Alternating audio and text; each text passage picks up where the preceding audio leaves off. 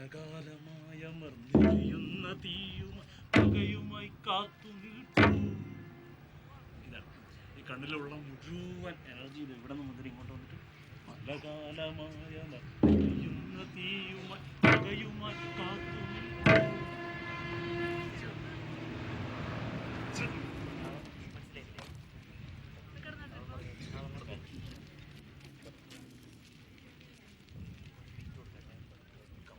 പാടിയിട്ടാണ് 1 2 3 4.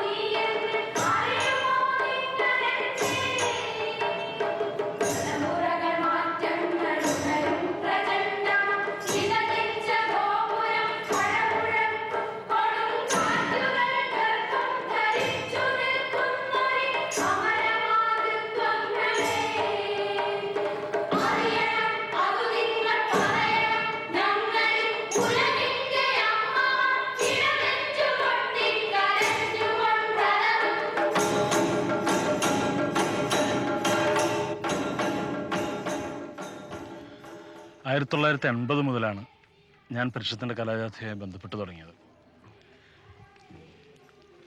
ഈ കഴിഞ്ഞ ഇത്രയും വർഷത്തിനിടയിൽ മിക്കവാറും കലാജാഥയിലെ ഏറ്റവും പ്രധാനപ്പെട്ട സ്ക്രിപ്റ്റുകളുടെ രചനയും സംവിധാനവും നിർവഹിക്കാൻ എനിക്ക് അവസരമുണ്ടായിട്ടുണ്ട്.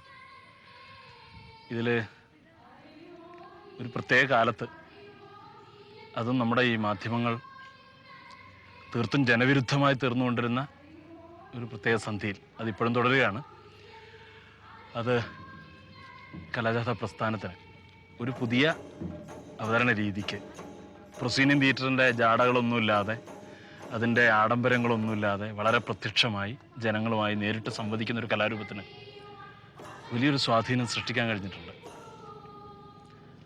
വളരെ കൃത്യമായിട്ട് തെരുവ് മൂലകളിൽ അങ്ങനെയൊക്കെയാണ് കലാജാഥയുടെ പരിപാടികൾ അവതരിപ്പിക്കപ്പെട്ടത്. ഈ പരിപാടികളുടെ ഏറ്റവും വലിയ പ്രത്യേകത, അത് ജനങ്ങളിൽ നിന്ന് പലതും സ്വീകരിക്കുകയും തിരിച്ച് ജനങ്ങൾക്ക് കൊടുക്കുകയും ചെയ്ത ഒന്നാണ്. ഒരു കൊടുക്കൽ വാങ്ങൽ പ്രക്രിയയാണ് ഈ കലാരൂപങ്ങളിലൂടെ ഏറ്റവും ശക്തമായിട്ട് വികസിച്ചു വന്നത്. ജനങ്ങളുടെ യഥാർത്ഥ പ്രശ്നങ്ങൾ തിരിച്ചറിയുക, ആ പ്രശ്നങ്ങളെ കലാരൂപങ്ങളാക്കി അവതരിപ്പിക്കുക, വെറൊരു കലാരൂപം എന്നതിന് ഉപരിയായിട്ട് ജനങ്ങളെ പഠിപ്പിക്കുന്ന ഒരു അധ്യാപകൻ്റെ ധർമ്മം നിർവഹിക്കുക, അതേപോലെ ജനങ്ങളെ അവരുടെ അവസ്ഥകളെക്കുറിച്ച് പഠിപ്പിക്കുകയും അതിനെതിരെ പ്രതികരിക്കുകയും ചെയ്യുന്ന ഒരു പ്രക്ഷോഭകാരിയുടെ ധർമ്മം അനുഷ്ഠിക്കുക. അങ്ങനെ ഒരുപാട് ധർമ്മങ്ങൾ ഒരേ സമയം നിർവഹിക്കാൻ കലാജാഥ പ്രസ്ഥാനത്തിന് കഴിഞ്ഞിട്ടുണ്ടെന്ന് എനിക്ക് തോന്നുന്നു. 80-കൾ മുതൽ ഉയർന്നു വന്ന ഒരുപക്ഷെ അതുവരെ ജീവിതത്തിൽ അധികം പ്രാധാന്യം ലഭിച്ചിട്ടില്ലാതിരുന്ന കുറേ വിഷയങ്ങൾക്ക്, പരിസ്ഥിതിക്ക്, അതേപോലെ തന്നെ സ്ത്രീ പ്രശ്നത്തിന്, കുറേയധികം വിഷയങ്ങൾക്ക് ഇതുപോലെ പ്രാധാന്യം ഉണ്ടാക്കിയെടുക്കാനും അത് ജനങ്ങളുടെ സജീവ പ്രശ്നമാക്കി മാറ്റുന്നതിന് കലാഗാഥ പ്രസ്ഥാനം ഒരു വലിയ പരിധിയോളം സഹായകരമായിട്ടുണ്ടെന്ന് എനിക്ക് തോന്നുന്നത്. ഒന്ന്, നമ്മുടെ സാമ്പ്രദായിക രീതിയിലുള്ള കലാകാരന്മാർക്ക് ഇണങ്ങുന്ന ഒരു രൂപമല്ല കലാഗാഥയുടെ രൂപം.